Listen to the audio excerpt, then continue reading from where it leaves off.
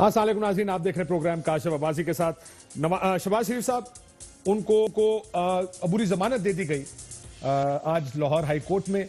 कल आपको याद होगा कि एक नैब की टीम उनके घर पहुंची थी। पुलिस की एक बड़ी भारी नफरी और उसकी वजह यह थी कि शहबाज शरीफ साहब ने यह कहा था कि वो नैब जो उनको पेशी के लिए बुलाया गया था, 3 मरतबा उनको बुलाया गया, उन्होंने कहा कि वो पेश नहीं हो सकते क्योंकि वो कोरोना सर्वाइवर हैं, माफी चाहता हूं, कैंसर सर्वाइवर है और कोरोना फैला हुआ है जो कि इस तरह के वल्नरेबल लोगों को ज्यादा अफेक्ट करता है। बड़ी तनकीद भी हो रही है कि हुकूमत नाकाम है कोरोना रोकने में वगैरह वगैरह।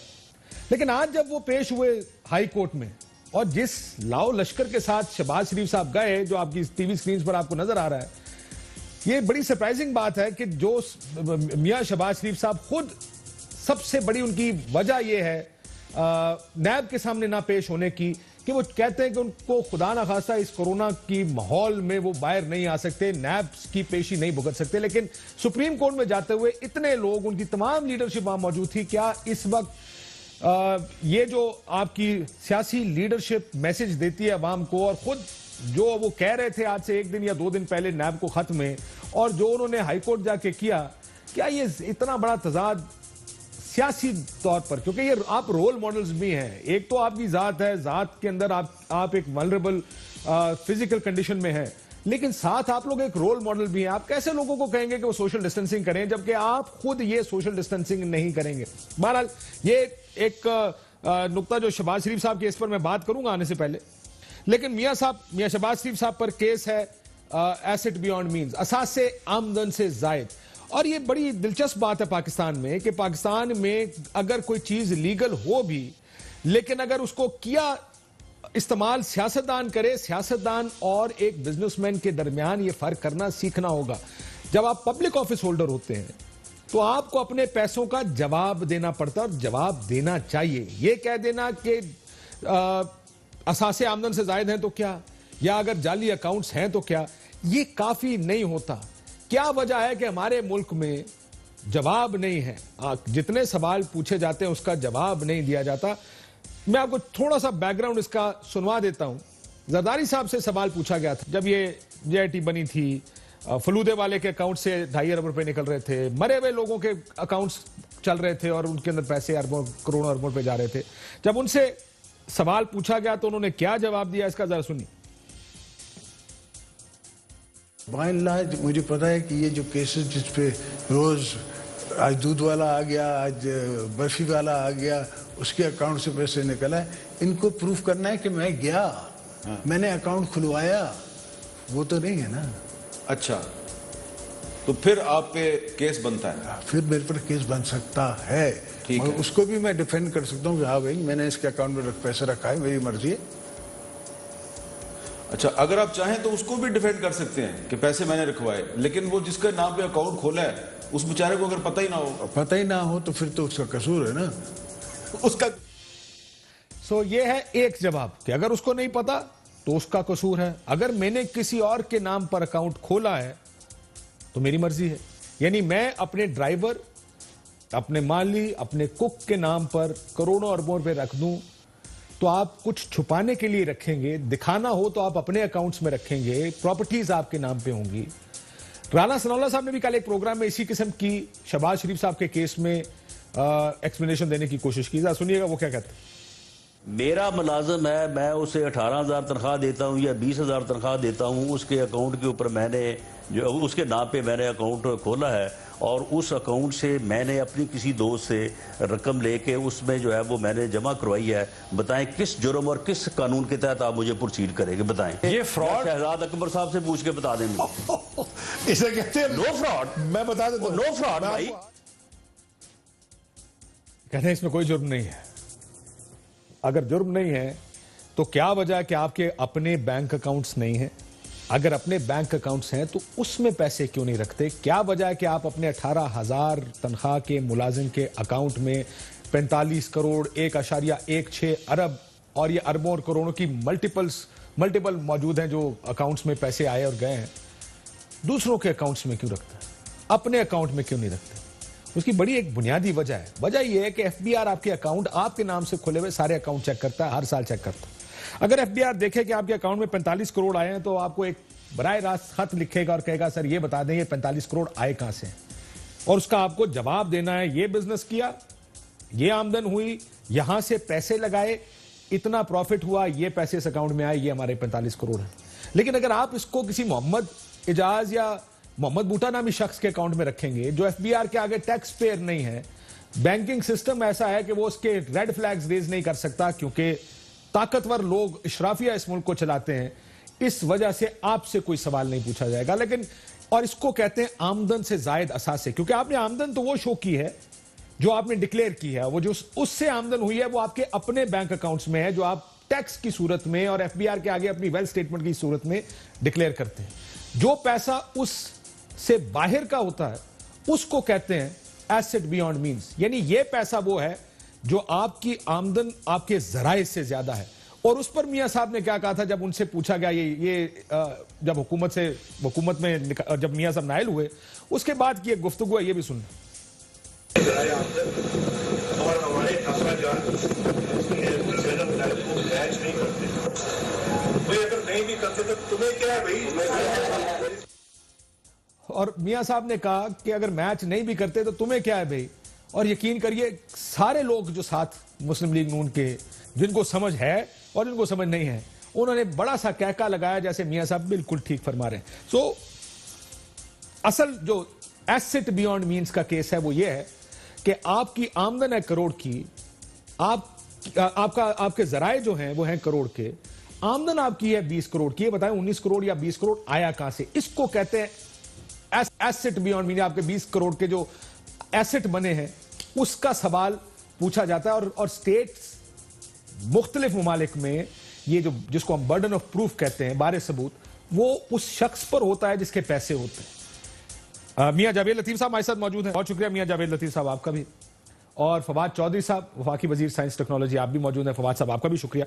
मियां साहब शुरू जो मैंने शहबाज शरीफ साहब जो आज गए अदालत में और इतना बड़ा लश्कर उनके साथ था, सवाल यह है कि कल भी जब मियां साहब की गिरफ्तारी के लिए पहुंची टीम, हमारा ज़ाहिर ट्रांसमिशन चल रही थी, मेरा ख्याल था कि बीमार हैं, ओवरली एक्सपोज ना करें लोगों को कोरोना, जो स्पेशली सर्वाइवर हैं, कैंसर सर्वाइवर हैं। लेकिन अगले ही दिन वो सब गलत साबित कर दिया कि असल रोला न्याय पेशों पे ना जाने का सेहत होती तो अगर आज मियां साहब अकेले जा रहे होते। ये किस लिए लाओ लश्कर लेकर गए अपना इतना बड़ा? शुक्रिया अब्बासी साहब, लेकिन मैं बड़ी मासूमाना आपसे गुजारिश ये करूँगा कि मुझे यकीन है कि आप मेरी बात जो है तहम्मुल से सुनने की कोशिश ज़रूर करेंगे। कोशिश कर लो। बात इसलिए सी है कि जो मैंने आपका एक लंबा खताब जो सुना है उसमें दो चीज़ें हैं। पहली बात तो ये है कि आप फरमा रहे हैं कि अगर कोई अपने एसेट जो हैं वो डिक्लेयर नहीं जो किए होते, बेनामी जो हैं या मनी लॉन्ड्रिंग को करता है, या आपके जो एसेट बढ़ते हैं उसका पूछना हर अदारे का हक है, इस्तेहकाक है, और कोई भी रियासत हो। दूसरा आप ये कहना चाह रहे हैं कि शराफिया से क्यों नहीं पूछा जा सकता और दूसरों से क्यों पूछा जाता है। तीसरा आपने ये कहा कि लॉ लश्कर के साथ आप कल क्यों गए। सर आपने 2 मिनट लगा के मेरे सवाल ही रिपीट कर दिए, अगर जवाब दे देते आसान हो जाता, मुझे इंटरप्ट करने की जरूरत ना पड़ती। जी मैंने कहा आपने मेरे तीनों सवाल रिपीट कर दिए, मैं कहा 1.5 मिनट जाया करने के बाद अगर सीधा जवाब देने पे आते तो मैंने क्यों रोकना आपको। चले आज सबसे पहले मियां साहब जो एसओपी फॉलो नहीं किया उसका बताएं क्या जरूरत थी इस सारे की, जब वो नैब नहीं जा रहे ये कहकर कि मैं बीमार हूं। हाँ, अब आ जाए काशिफ अब्बासी साहब, मुझे ये बताएं कि कल भी एक सीन आपने देखा जी, और कल जो आपने देखा उसमें वारंट गिरफ्तारी जो था उस पर लिखा हुआ था 28 मई डेट पड़ी हुई थी और 2 को उनको हाजिर होने का कहा गया था। अगर कल वो हाजिर हो भी जाते तो क्या नैब उनको गिरफ्तार नहीं कर रहा था? नंबर 1। नंबर 2, मुझे ये बताएं कि आज जिस तरह हाई कोर्ट को चारों तरफ से घेरा हुआ था, सील किया हुआ था चारों तरफ से, मुझे ये बताएं कि क्या किसी का हक, और पूरी दुनिया में कोई कानून ऐसा है कि कोई मुल्ज़म या मुजरम अगर खुद को सरेंडर करता है कोर्ट के सामने तो उसे कोर्ट तक जाने की इजाज़त ना हो। आज मुझे ये बताएं कि सबके इल्म में था कि शहबाज शरीफ कल जो हैं 11 बजे 12 बजे हाई कोर्ट में पेश होंगे, पिटीशन थी उनकी दायर की हुई, टाइम था उनका 12 बजे का। तो मुझे ये बताएं काशिफ अब्बासी साहब, इसको गठजोड़ नहीं करेंगे तो कहेंगे तो और क्या कहेंगे कि आप उनको जाने की इजाजत तक नहीं दे रहे। और जब आपने कोर्ट में जाकर आपके वकला ने ये रिक्वेस्ट की चीफ जस्टिस साहब से कि भाई हमारे मुवक्किल को यहां तक तो आने की इजाजत तक नहीं दी जा रही, और ये सारा सीन जो है मीडिया पर सारी कौम देख रही थी। अगर देखकर लोग पहुंच गए हैं और ये देखने के लिए कि ये हो क्या रहा है, मुझे ये बताएं काशिफ अब्बासी साहब, मैं एक बकौल किसी के चलें मैं एक मुल्ज़म हूं, अगर मैं मुल्ज़म हूं आपकी नज़र में, मगर उस वक्त तक मुजरम नहीं बन सकता जब तक अदालत मुझे सजा ना दे दे। अगर अदालत में जाने के लिए मुझे आप रसाई नहीं दे रहे तो मुझे ये बताएं कि ये लाओ लश्कर आप फिर कह देंगे, और ये ना होते तो शहबाज शरीफ को गिरफ्तार करके ले जाते वो। फवाद चौधरी साहब, मसला ये है, देखिए यहां पर याद इसका मतलब कि कोरोना इतना बड़ा मसला नहीं है। ये चीज साबित ये करती है कि नैब के सामने पेश ना होना और ये कहना कि मैं कोरोना की वजह से नहीं आ रहा, इसका मतलब कोरोना बड़ा मसला नहीं था। फवाद चौधरी साहब, ये हुआ क्या है कल और आज, ये गिरफ्तारियां, कोशिशें?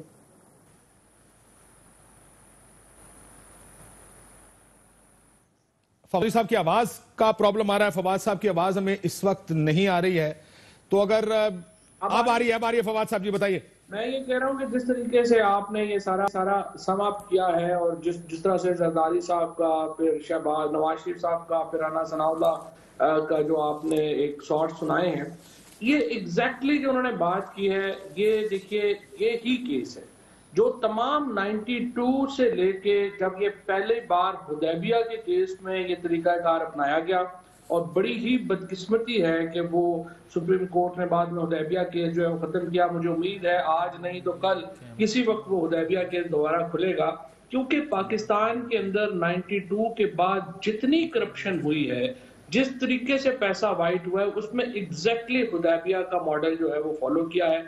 और ये जो इन्वेंशन है ये ज़ाहिर शरीफ बरादरान ने की, जिसको बाद में पीपल्स पार्टी वालों ने भी कॉपी किया, बाद में बाकी साहब ने भी कॉपी किया, और लेकिन तरीकाकार एग्जैक्टली वही रहा। वहां पे भी दो मेस्ता खान और खेस्ता खान नाम के जो दो बड़े हवाला डीलर्स थे, उनके जरिए पैसा पाकिस्तान से बाहर भेजा गया, फिर टीटियां लगवाई गई, वापस आया, फिर शरीफ फैमिली के सारे, वो इतनी दफा डिस्कस हो चुका आपके प्रोग्रामों में, एग्जैक्टली वही तरीकाकार जो है वो इस्तेमाल किया गया। अब देखिए नवाज शरीफ साहब और शहबाज शरीफ साहब के ऊपर जो मुकदमात हैं और बाकी जो केसेस हैं, आपको भी पता है, मुझे भी पता है, जावेद लतीफ साहब को भी पता है, एक एक केस जो है वो बिल्कुल सही है, उसमें कोई दो राय नहीं, ना ही पाकिस्तान में किसी को इसके ऊपर कोई डाउट है कि ये केस सही नहीं है। प्रॉब्लम सिर्फ ये आ रही है कि जो निज़ाम इंसाफ के अंदर जो खामियां हैं, या जो नैब की प्रोसिक्यूशन से, एक तरफ तो अपोजिशन को गिले हैं नैब से कि जी वो ये करते हैं वो करते हैं, पॉलिटिकल, हमारा जो गिला है और जो मेरा जो प्रॉब्लम है वो ये है कि लोग चाहते हैं कि केस कंक्लूजन पे जाने। नहीं हो रहा फवाद साहब, ये तो बहुत ये तो सब कहते हैं कि हमारा निजाम मफलूज है कि हमजा शहबाज तकरीबन 1 साल से अंदर बैठा और कोई रेफरेंस फाइल नहीं हो रहा। रेफरेंस अगर फाइल होगा भी तो वो 8-8 महीने घर, आप किस लिए गिरफ्तार? ये तो बिल्कुल आपकी बात सही है। और देखिए प्रॉब्लम क्या है कि जो अभी शहबाज शरीफ साहब के ऊपर ये केस जो है ये भी 100% जेन्युइन है, लेकिन पहले जो उनके ऊपर 56 कंपनियों वाला केस है, आशियाना हाउसिंग का केस है, पानी का केस है, 100% केसेस ठीक है। सवाल ये है कि वो क्या वजूहात है, क्या प्रॉब्लम्स है जिसकी वजह से आपकी इन्वेस्टिगेशन कंक्लूड नहीं हो रही आपकी। लेकिन फवाद साहब रुक जाइए, ये सवाल की हद तक, इसको सवाल हम काफी अरसे से ये सवाल उठा रहे हैं। ये बताएं, आप तो हुकूमत है ना, मुझे इसका जवाब बताएं कि प्रॉब्लम कहां दिख रही है आपको? वकील भी है, हुकूमत भी है। नहीं, मैं आपको बताता हूँ। मिसाल के तौर के ऊपर आप देखिए कि सबसे जो बड़ा जो मरियम नवाज शरीफ साहिबा का केस था, जब पैनामा में हम रोज बाहर निकल के 2-2 घंटे जो प्रेस कॉन्फ्रेंसेस कर रहे थे, वो क्या था, उन्होंने जाली डीड पेश की सुप्रीम कोर्ट के अंदर, जिसमें कहा गया कि वो मालिक जो है वो नहीं है, और बाद में जब असली डीड आई तो पता चला कि वो तो मालिक है कंपनी की। जब के चार्ज फ्रेम हुआ तो वो डीड के ऊपर चार्ज ही फ्रेम नहीं हुआ, अब प्रॉब्लम यहाँ पे ये है कि ये जिस तरीके से मैनिपुलेट होता है हमारा, लेकिन मेरी एतजाज साहब से बात हुई थी इस पर, I quote him here also, कि जब आपको याद होगा कि कहा गया कि मरीम नवाज शरीफ साहब पर ये केस भी बन सकता है, नैब सोच रही है, तो उन्होंने कहा कि जो उनको सजा मिल चुकी है उसके अंदर ये शामिल हो चुकी है, वरना उनको सजा क्यों मिलती है अगर जाली ट्रस्ट डीड का अगर केस ना होता? उनका तो कोई लेना देना नहीं था उससे। नहीं, वो उनको जो सजा मिली थी ना, उनके ऊपर 4 चार्जेस लगाए थे, ये चार्जेस नहीं था, इसके ऊपर अलहदा 7 साल उनको सजा होनी चाहिए थी, लेकिन वो चार्ज ये फ्रेम में, वो फिर एक अलहदा पूरी डिटेल कहानी जो है वो उस पर डिटेल निकालेंगे। अब प्रॉब्लम क्या है? प्रॉब्लम यहाँ पे ये है कि देखिए, एक इसीलिए जब जो थॉमस जेफरसन थे, जब अमेरिकन कॉन्स्टिट्यूशन बन रहा था तो वो कह रहे थे कि 8 साल से ज्यादा मुद्दत जो है एक आदमी को आप ना दें कि वो सदारत के ऊपर या हुकूमत को रह सके, क्योंकि उसके बाद उसकी डायनेस्टिक आप डेमोक्रेसी से मोनार्की की तरफ चले जाते हैं।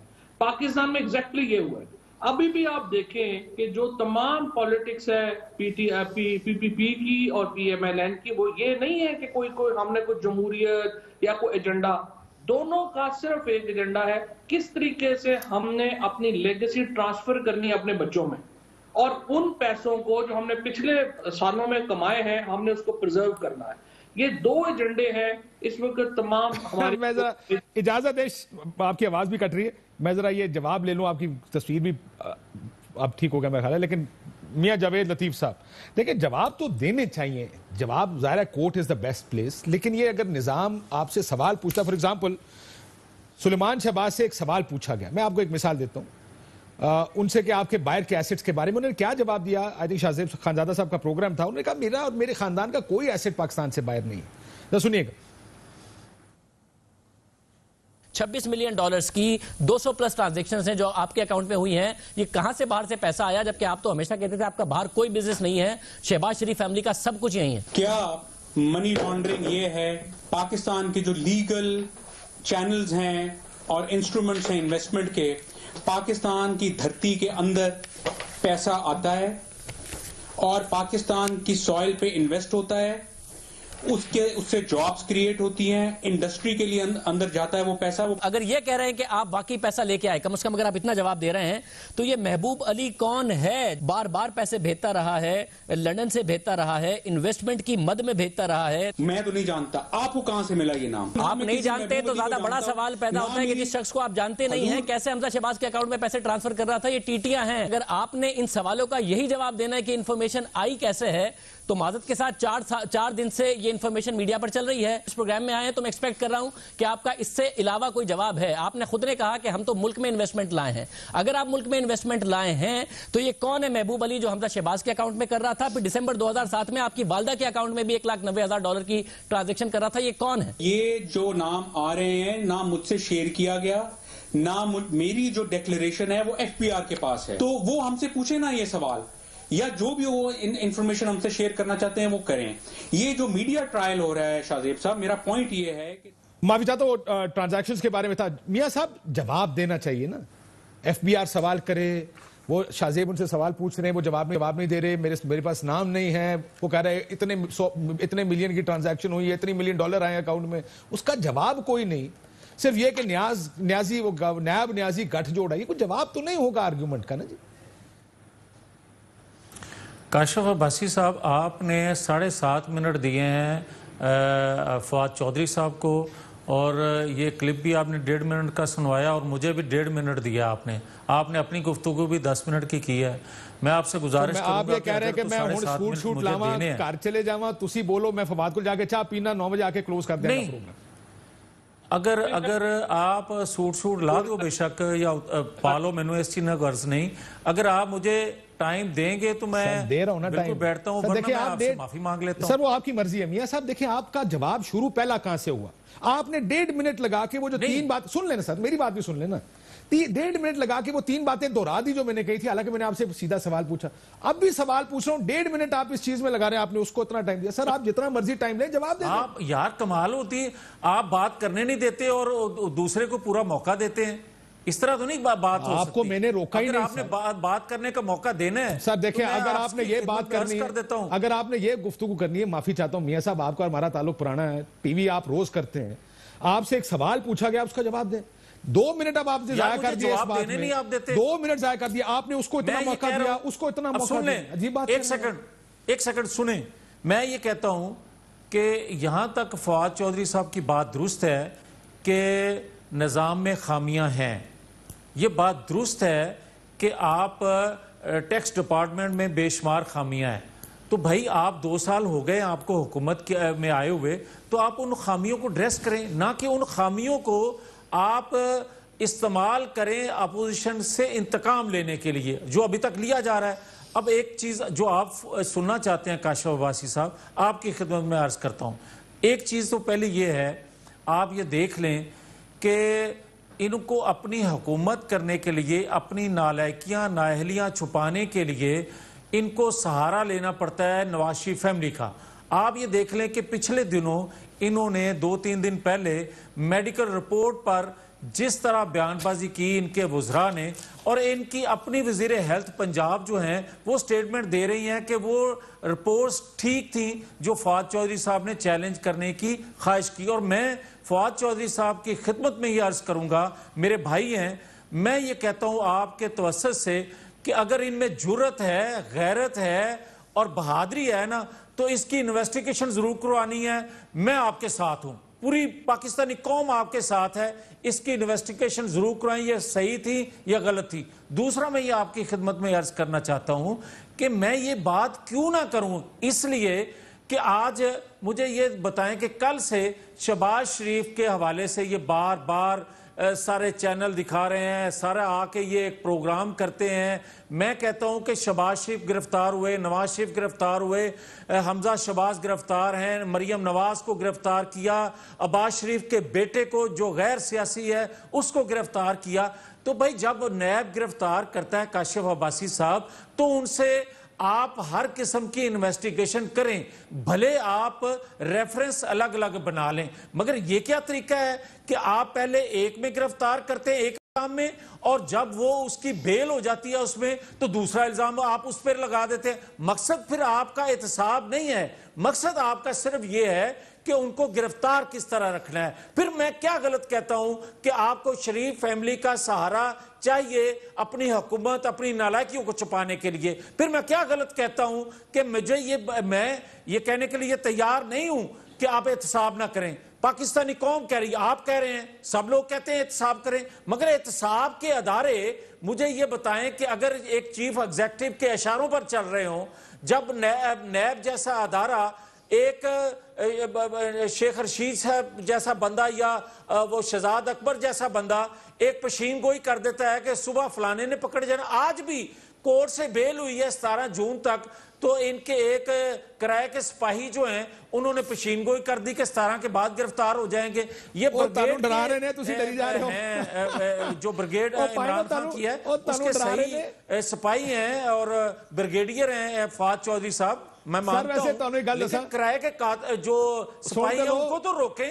वो क्या रहा है पाकिस्तान के अंदर? भाई आपसे ना कोरोना रुक रहा है। शहबाज गिल ने ट्वीट कर दिया कि मैंने ये बयान नहीं दिया, पाकिस्तान की मईशत को संभाला दिया। मियां साहब, शहबाज गिल ने ट्वीट कर दिया कि मैंने ये बयान नहीं दिया। नौकरियां दी, आपने महंगाई को कंट्रोल ना कर सके, आपकी सफारती तन्हाई में आपने पाकिस्तान को झोंक दिया, मकबूजा कश्मीर की हालत इज़हार जो है उस पर बात नहीं आप कर सकते। आप कर क्या रहे हैं? चले इसका जवाब लेता हूं, लेकिन मैंने आपसे सवाल पूछा था टीटीज का और ये कि जवाब क्यों नहीं देते, आपने उसके हर चीज का जवाब दे दिया। आपने ये नहीं कहा कि ये कोई जवाब होना चाहिए, ये जवाब देने चाहिए। क्या जवाब है? कोई प्रेस रिलीज आनी चाहिए। इस तरह जवाब देने चाहिए काशिफ अब्बासी साहब। सर आप जवाब क्या देते हैं? आपके इशारों पर चल रहे हैं। हर इदारा गलत कर रहा है, लेकिन आपका जवाब तो ठीक होगा ना।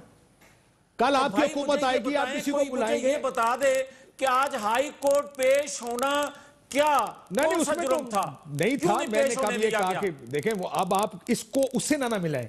आप करते ही है कि जब आपसे कहा जाता है जवाब देने हैं, आप कहते हैं हाईकोर्ट में नहीं पेश होने दिया गया। के साथ ये सलूक हो रहा है तो आम बंदे के साथ क्या सलूक होगा?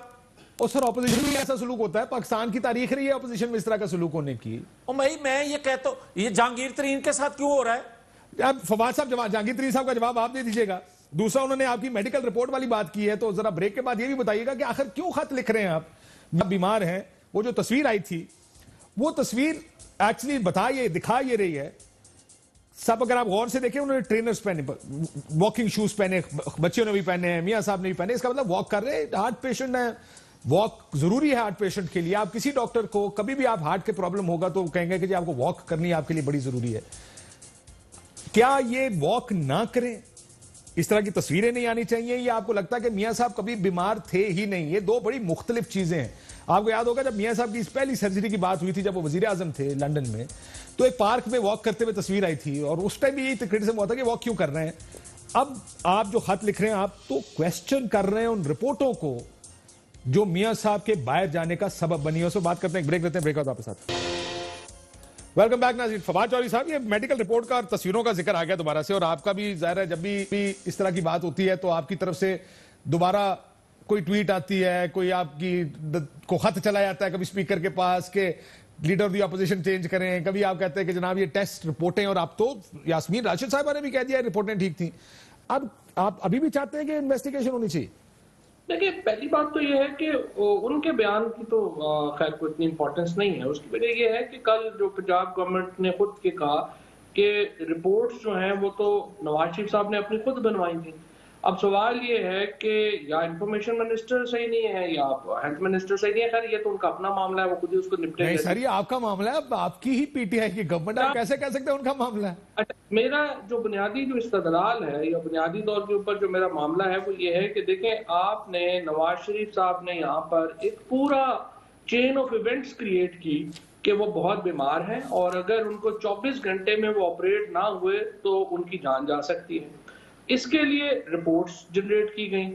अब 92 जो लेबोरेटरीज हैं, या तो वो रिपोर्ट्स इनकी तस्दीक ही नहीं कर रही, या वो रिकॉर्ड जो है वो शेयर नहीं हो रहा। इसका मतलब ये है कि या तो बरतानिया का रिकॉर्ड गलत है या पाकिस्तान का रिकॉर्ड गलत है, और दोनों एक दूसरे के मुतजाद हैं। लिहाजा ये तो नहीं हो सकता ना कि हम दोनों को जो मुतजाद रिपोर्ट्स हैं दोनों को कहेंगे दोनों सही है, दोनों में से एक तो गलत है। लिहाजा एक डिटेल्ड इंक्वायरी इस बात के ऊपर तो जरूर होनी चाहिए, और मैं जवेद लतीफ साहब का बड़ा शुक्रिया अदा करता हूं कि उन्होंने खुद भी आज इस इंक्वायरी की हिमायत की है। और कल प्राइम मिनिस्टर साहब से भी मैंने ये दरखास्त की है। और क्या कहते हैं वो? ये सुना है उन्होंने कहा नवाज शरीफ मुल्क का बेड़ा गर्क करके बाहर सैर व तफरी करें, बात ठीक है? नहीं, वो तो खैर जो उन्होंने कहा, लेकिन उन्होंने इस पे ये उन्होंने जरूर कहा कि ये वाकई ये बड़ी संजीदा बात है कि कैसे वो ये रिपोर्ट्स है। देखिए, जो डॉक्टर्स का मामला है ना, कि जो भी डॉक्टर है, अगर आप भी डॉक्टर हैं, मैं आपके सामने रिपोर्ट्स रख रहा हूँ, आप उन रिपोर्ट्स के ऊपर जो है वो अपनी ओपिनियन दे रहे हैं। तो डॉक्टर्स आर नॉट इम्पोर्टेंट। जो इम्पोर्टेंट चीजें देखनी है कि जो रिपोर्ट्स जनरेट हुई जहां से, उसके लिए क्या प्रोसेस इख्तियार किया गया, लेबोरेटरी कौन थी, सैंपल्स किसने लिए, कैसे वहां पे गए, क्या सैंपल्स बदल तो नहीं दिए गए। और डॉक्टर अदनान जो है वो आजकल पाकिस्तान में है, उनको पहले तो खैर ECL के ऊपर डालना चाहिए ताकि वो बाहर ना जाए। और इस इंक्वायरी को, क्योंकि डिटेल्ड, और ये पाकिस्तान में फ्रेंकली कोई ऐसी बात नहीं जो अनहोनी जो पहली बार हुई हो। यहाँ तो चीफ जस्टिस जाता है, शराब की बोतल बरामद होती है और वो अगले दिन आपको पता है कि उसमें वो बदली जाता है कि उसके अंदर तो शहद निकल आता है। इसी तरीके से नहीं, वो भाईजान, वो आपको याद होगा अली अमीर गंडमपुर की बोतलों में भी शायद निकला ये हो जाता है। सबसे जो फेमस मामला है वो जरदारी साहब का है, जहां पे उन्होंने ये रिपोर्ट भिजवा दी कि उनके दिमागी हालत ही ऐसी नहीं रहेगी कि वो सवालों का जवाब दे सके। एमनीशिया की बीमारी है उनको। हाँ, और जब सदर बनना था तो फिर उनको वो सारा चेंज होगा। तो ये तो पाकिस्तान में तो नहीं है। लिहाजा इसकी एक जो तहकीक है, इंक्वायरी है, इन्वेस्टिगेशन होनी चाहिए, क्योंकि जो नवाज शरीफ साहब की एक्टिविटीज है लंदन में वो भी तस्दीक नहीं करती उस माहौल की जो यहाँ पर क्रिएट किया गया। उनको बाहर ओवर एक हाइप किया गया मियां जावेद लतीफ साहब, मियां साहब की बीमारी को। अच्छा, दूसरी इंपॉर्टेंट चीज जो मैं, चूंकि वो बात आ रही है बार बार, हमारे आपने बिल्कुल एक बात सही कही कि ऐसी बातें अपोजिशन में ही होती हैं। प्रॉब्लम यही है कि हम अपने निजाम की इस्लाह तो करने को तैयार ही नहीं है। अब ये जो प्री अरेस्ट बेल है, ये सेक्शन 498 CRPC के तहत जो है वो दायर होती है। आप यकीन करें कि ये तो आज शहबाज शरीफ साहब का मामला आया तो हुआ है ना जी कि अदालत तक पहुंचने नहीं देते। ये रोजाना का मसला है अदालत में। आप देखते हैं ना, रोजाना जो वीडियोस आती हैं, वकील थप्पड़ मार रहे होते हैं, वो छुड़ा रहा होता है, कोई बंदा भाग रहा होता है। ये सारे 498 के केसेस हैं। मजाल है कि हमारी यहाँ अदालतें या पार्लियामेंट बैठे और इस मसले पर सर, यही तो आप तो रिफॉर्म्स करने ही आए थे। मैं आता हूँ इस रिफॉर्म के मसले पर कि क्या वजह है कि आपको भी पता है, आपको प्रैक्टिस भी पता है कि कहां खराबी है। 2 साल हो गई इस हुकूमत रिफॉर्म की बुनियाद पर आई थी और वो बुनियादी रिफॉर्म्स नहीं हो रहे हैं। मियां जावेद लतीफ साहब क्विक जवाब दे दें, अगर मियां साहब की बीमारी पे जो बात कर रहे हैं कि ऑपरेशन होना था, मरियम नहीं आएंगी, सर्जरी नहीं होगी, और सर्जरी नहीं होगी तो ये हो जाएगा वो हो जाएगा, और अब इतने महीने हो गए और सर्जरी नहीं हुई है। काशफ, आपने खुद एक कोट किया है कि नवाज शरीफ साहब का जब पहला उनको बतौर प्राइम मिनिस्टर ऑपरेट किया गया वहाँ, तो उस वक्त वो बाहर चहलकदमी कर रहे थे, तो इन्होंने कहा तो वो बिल्कुल ठीक ठाक हैं। इसी तरह इन्होंने कलसूम नवाज के हवाले से जो बातें की, क्या पाकिस्तान के अंदर मरना लाजम है कि ये साबित करने के लिए कि मैं बीमार हूँ? एक दूसरी, मैं इस पर कोई बात नहीं करता, मैं कहता हूँ कि अल्लाह सब कुछ से दे, जिंदगी दे। अब आ जाए कि इनको भी दे, जो बातें करते हैं इनको भी अल्लाह से दे, जिंदगी दे। मगर मैं काशिफ अब्बासी साहब ये पूछना चाहता हूँ कि क्या नवाज शरीफ प्राइम मिनिस्टर थे कि जो उन्होंने अपनी मेडिकल रिपोर्ट्स खुद बना ली, और अगर इनके नीचे अदारे जो हैं वो इनको मिसगाइड कर रहे हैं, इनके वजीर कानून इनको मिसगाइड कर रहे हैं, इनके वजीर हेल्थ इनको मिसगाइड कर रहे हैं, तमाम हुकूमती मशीनरी प्राइम मिनिस्टर को मिसगाइड कर रही है, तो फिर काशिफ अब्बासी साहब एक लम्हे के लिए इनको प्राइम मिनिस्टर रहने का हक नहीं है। नंबर वजह क्या? वजह यह है कि दुनिया में आप दिखा क्या रहे हैं कि हमारे अदारे इतने करप्ट हैं।